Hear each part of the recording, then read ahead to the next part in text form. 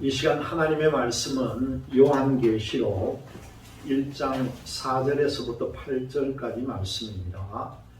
말씀의 제목은 환상 속에 임하실 주님이라는 제목으로 여러분들과 은혜를 나눌까 합니다. 오늘 이 본문은 사도 요한이 직접 경험한 계시를 여기에 기록하겠다고 밝힌 직후에 이어지고 있는 구체적인 정언한 내용입니다. 그리고 이 내용들은 아시아에 있는 7교회에 편지로 전해졌다 그렇게 밝힙니다. 오늘 본문 5절의 말씀을 보면은요, 또 충성된 정인으로 죽은 자들 가운데서 먼저 나시고 땅의 임금들의 머리가 되신 예수 그리스도, 그렇게 표현을 합니다. 이것은 그리스도에 대한 상징적인 표현이 세 가지로 나타났다는 거죠. 어떻게 나타났습니까?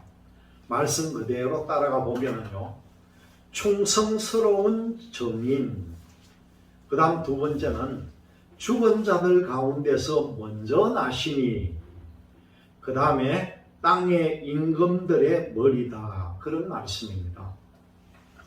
하나님을 참되게 정언해서 이 부활의 첫 열매가 되시고 만왕의 왕이요 만주의 주가 되시기 때문이라는 거죠.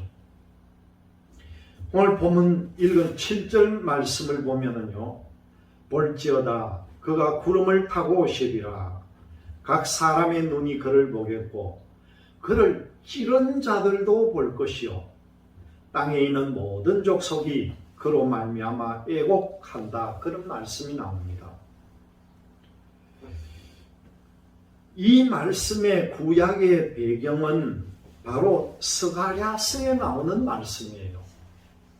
스가랴서 12장 10절의 말씀을 보면은요, 그들이 그 찌른 바 그를 바라보고 그를 위하여 애통하기를 독자를 위하여 애통하듯 하며 그를 위하여 통곡하기를 장자를 위하여 통곡하듯 하리로다. 그 말씀과 일치되는 말씀이에요. 이 말씀은 요한복음 19장 17절에 그대로 이루어졌다고 기록되어 있습니다. 이 말은 회개하지 않은 사람들에게 심판의 날이 될 것이고요, 하나님의 자녀들에게는 처음부터 끝까지 영원하고 완전한 영광의 날로 선포될 것이라는 것을 분명히 밝혀주고 있습니다. 요한의 이 계시록이 서여지던 때, 이 배경은 바로 1세기경입니다. 이때 로마의 황제가 도미티아누스라고 하는 황제인데, 이 도마티아누스가 교회를 심하게 박해했던 그 무렵입니다. 그때 예수 그리스도의 제자 요한은요, 어디에서 사역을 했냐면은 에베소 교회에서 사역을 했는데, 이 박해에서 벗어나지 못하고 쫓겨나서 그 작은 섬으로 요즘 말로 하면은 유배를 가게 된 거예요. 귀양살이를 갔다 온 거예요. 이 섬은 에게해에 있는 밤모라고 하는 섬인데, 산이 제법 험하고요, 여기에는 돌을 깨고 장만하는 채석장이 있는 황량한 섬이었습니다. 이때 요한의 나이가 상당히 고령의 나이, 노인의 나이입니다. 그 고령의 몸으로 거처하기 힘든 것은 물론이고, 그 유배된 곳에 갔으니까 성도들을 만날 길도 없잖아요. 그렇게 외롭기 그지없는 귀양살이의 시작이었다는 겁니다. 그러나 성령에 감동된 사도 요한에게 놀라운 일이 일어납니다. 예수 그리스도께서 부활하신 한 주간의 첫날, 다시 말씀드리면 주의 날에 나팔 소리와 같은 큰 음성이 들렸다는 거예요. 구약 시대 때는요, 하나님의 말씀을 듣게 하기 위해서 나팔을 불어서 사람들을 모으는 일이 있었습니다. 집회를 알리는 그 나팔 소리죠. 우리가 어릴 때 교회당 종소리를 듣고 모이듯이 땡땡땡땡 하면은 모여라 하는 뜻이잖아요. 그래서 이 요한에게 큰 나팔 소리가 음성이 들렸다는 겁니다. 사도 요한은 고개를 돌려가지고 나팔 소리가 나는 그 뒤쪽을 바라다 보았습니다. 그런데 뒤쪽에는 뭐가 있었습니까? 넓고 넓은 에게해라고 하는 그 바다, 그것은 바로 망망한 바다, 지중해 바다였다는 겁니다. 그 소리가 어떻게 말하느냐 보니까요, 이렇게 말합니다. 이제부터 네가 보는 것을 두루마리에 서도록 해라. 그리고 그것을 아시아에 있는 7교회, 곧 에베소, 스무나, 버가모, 두아디라, 사데, 빌라델비아, 라오디게아에 보내라. 그런 그리스도의 음성이었다는 거죠.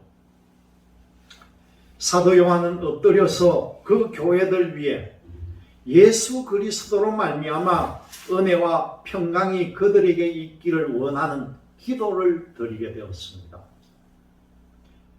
그러자 그때요, 그 보이던 바다가 사라지더니만은 예수 그리스도의 찬란한 모습이 드러납니다. 여러분, 우리는 이제부터요, 이 세상에서 가장 영광스러운 환상과 계시를 보게 될 것입니다. 그것이 바로 7절의 말씀이에요. 볼지어다 그가 구름을 타고 오시리라. 각 사람의 눈이 그를 보겠고 그를 찌른 자도 볼 것이요 땅에 있는 모든 족속이 그로 말미암아 애곡하리니 그러하리라. 아멘. 이것은 과연 어떤 현상이겠습니까? 바로 주님의 재림을 말하는 거죠. 예수님께서 이 땅에 다시 재림을 하시면은요, 주님이 오셔서 천년 왕국을 이루어 나갈 것입니다. 천년 왕국이 끝나고 난 뒤에 뭐가 이루어집니까? 백보자 심판이 이루어집니다. 그 백보자 심판 때에 생명의 부활로 부활되는 사람이 있을 것이고요, 심판의 부활로 지옥에 가는 사람이 그 심판대 앞에 서게 될 것이라는 거예요. 그 천년왕국이 끝나고 흰보자 심판이 끝나고 난 뒤가 어떻게 됩니까? 새 예루살렘 성으로 천국 시민들은 다 올라가게 되어 있습니다.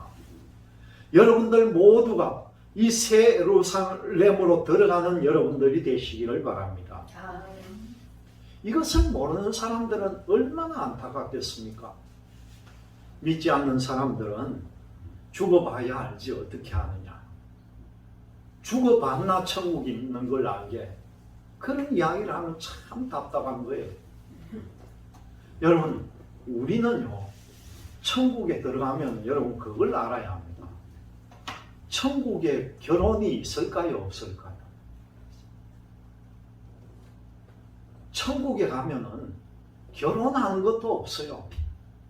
결혼 안 하니까 자식도 없어요. 그건 무슨 재미로 사느냐, 세상 사람들은 그렇게 얘기하겠지만은 천국의 환경이 우리를 기쁘게 하고 찬송하게 하고 그 표현할 수 없을 희망을 우리에게 주는 곳이 바로 낙원이라는 것입니다. 혹시 여러분들 요즘 SF 영화, 이 SF라고 하는 게 뭐냐고 하면은 영어로는 사일런스 픽션이라고 하는데, 과학 소설, 이 현재 존재하지 않는 가상의 상황을 합리적으로 만든 소설을 SF 소설 그렇게 말하죠. 과학으로 보아도 미래에 있을 법한 가상적인 이야기이기 때문에 재미있는 이 장르를 가지고 영화를 만드는 사람들이 그냥 둘 수가 없다는 거예요. 그래서 모두가 이 영화사들이 앞을 다투어 영화를 찍는데요. 그 내용들이 뭡니까? 지구나 우주에 참사가 일어나고 이 완전히 마지막 때를 상징하는 그런 영화도 만들고, 우주에서 전쟁하는 영화가 만들어지고요.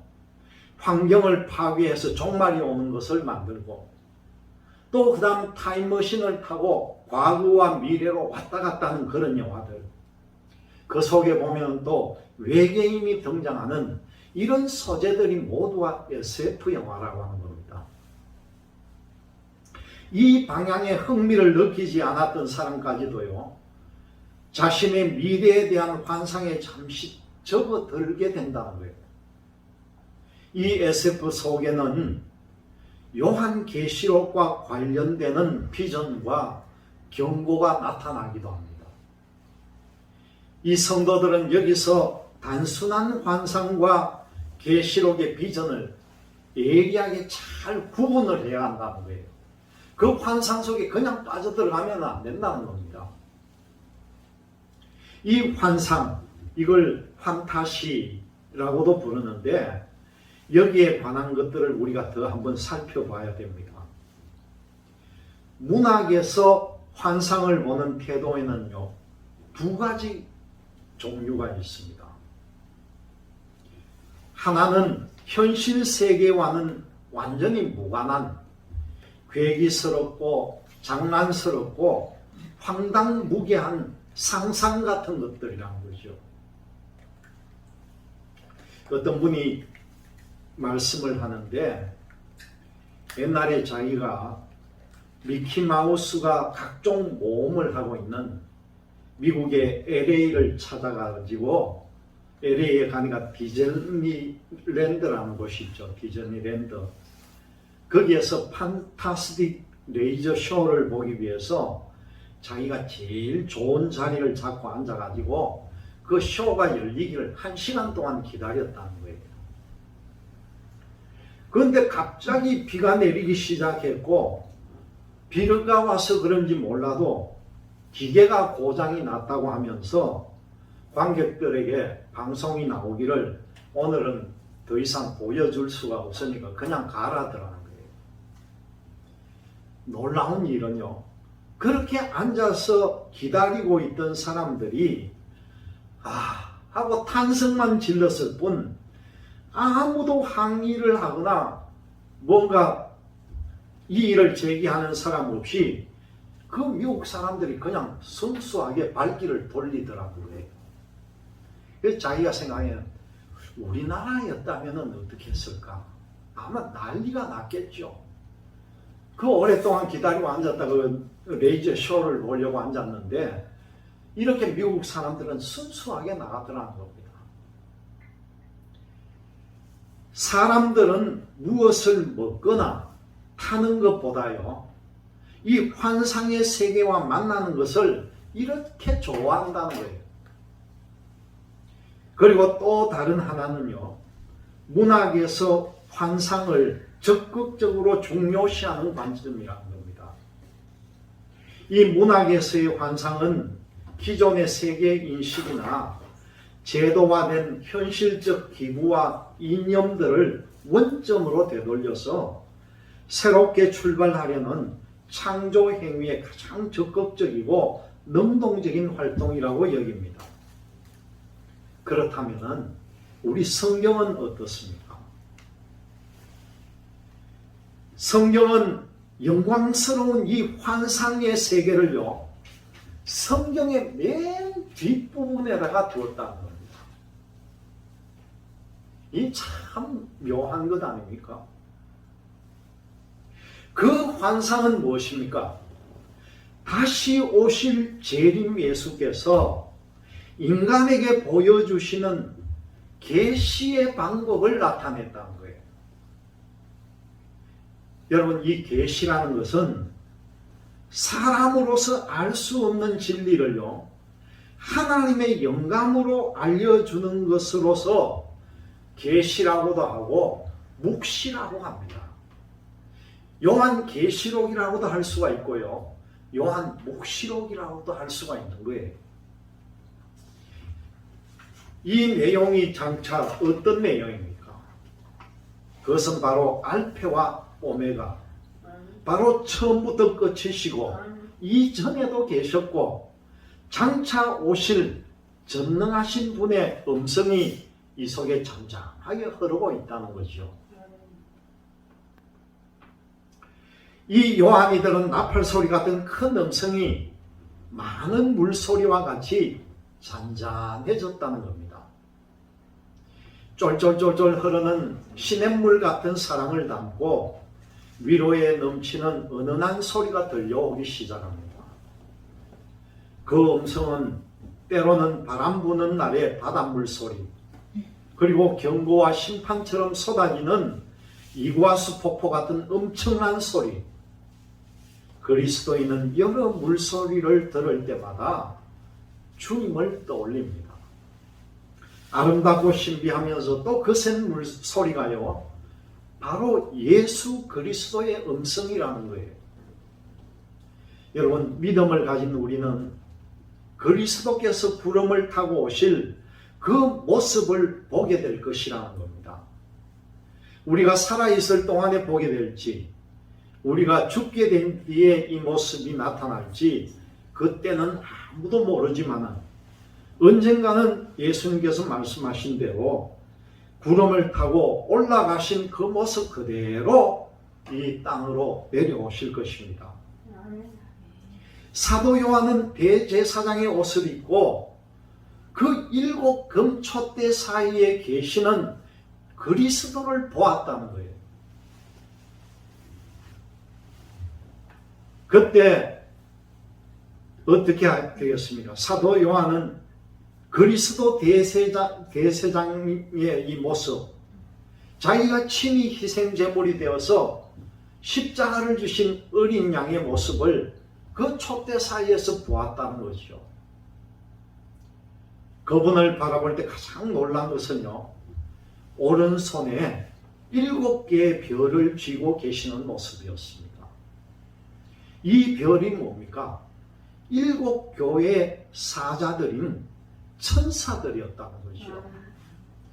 그리스도께서 교회를 향하여 말씀하시니까 그 입에서 날선 검이 나왔다는 거예요. 칼보다 더 예리한 말씀은 우리의 혼과 영을 쪼갠다, 그렇게 말씀에 나옵니다. 히브리서 4장 12절의 말씀입니다. 하나님의 말씀은 살아있고 활력이 있어 좌우의 날선 어떤 검보다 예리하여 혼과 영과 및 관절과 골수를 찔러 쪼개기까지 하며 또 마음의 생각과 뜻을 판단하나니, 그렇게 말씀합니다. 그리고 그분의 얼굴이 어떻게 되었습니까? 해처럼 빛났다는 거죠.